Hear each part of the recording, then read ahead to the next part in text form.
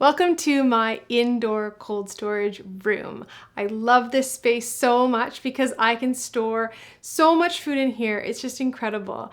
And all I'm doing is utilizing the cold outdoor winter air to give me 6 months of free refrigeration and a fairly big space of a refrigeration as well. Now, this storage method is only works for folks who have cold winters. Now, you don't need an excessively cold winter. You just need cool weather that is, refrigeration, coldness. So you're looking at above freezing to, 5 degrees Celsius. And you want that for a decent length of time, and you don't want that temperature to be fluctuating a lot.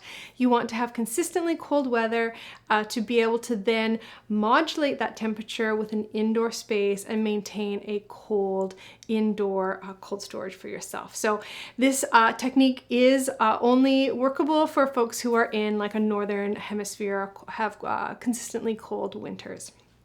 Now what I'm going to do is I'm going to share with you the theory and like the method of how this works and how we created this space and how just some ideas for what you could do potentially in your own home. And then I'm going to give you a tour of what I store in here and how I store it. Now, just remember that everything I'll be showing you here is kind of a teaser for what you'll be learning in the course. So don't feel overwhelmed. I'm just going to be sharing with you what I have been what I've stored in here and what I've pickled and preserved and all the things. And then we're going to get into more detail in the rest of the course.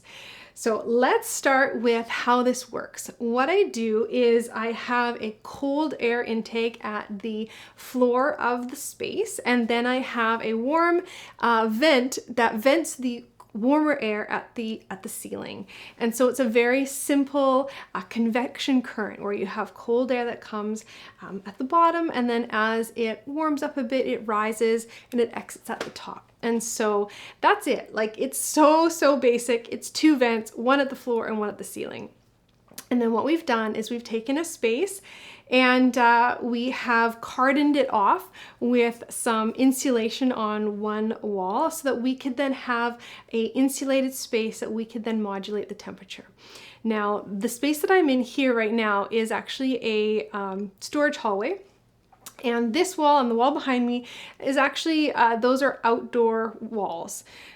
They face out to the outside. And then this wall here is the wall that goes, it divides the garage from this space. And so on the other side of this wall, there is a unheated garage space that we actually don't use for vehicles. It's more for storage.